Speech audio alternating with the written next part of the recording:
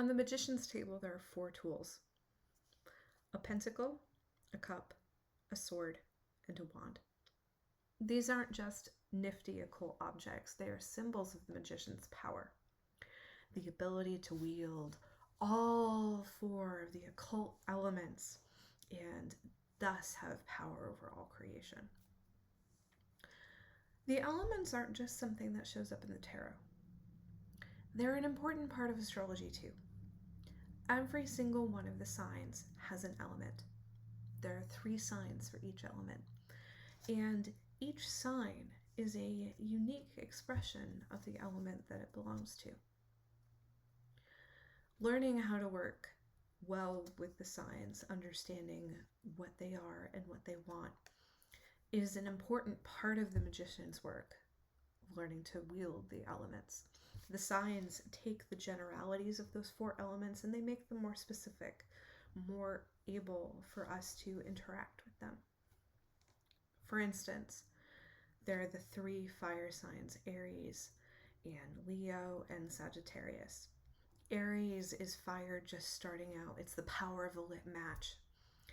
Leo is fire that is established, that the power of the sun or the campfire that you have finally gotten going and you can relax a little bit knowing that it has enough fuel to go for a while. And Sagittarius is the smoldering coals, fire at the end of autumn, just about to go into winter, that last simmering gasp that makes you kind of philosophical.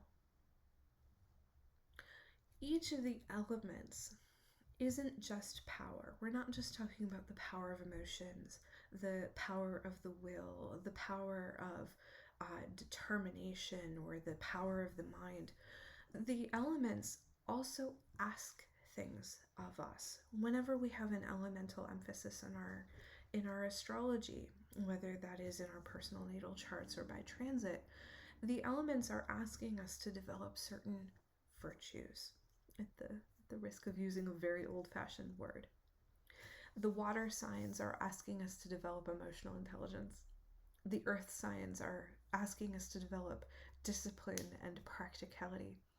Fire signs are inviting us to learn courage, and the air signs are helping us to become better communicators and connect with each other on an intellectual level and think more clearly.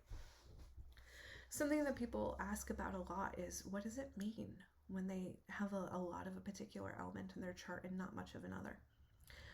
There are people who worry that it means that there's something wrong with them, that they need to go out of their way to balance out these deficiencies or excesses in their chart. I believe that we get the charts that we need for a reason. If you're a person who has 5 planets in air signs, it's because you're doing a lot with this, and you're doing a lot with this, and you're doing a lot with these.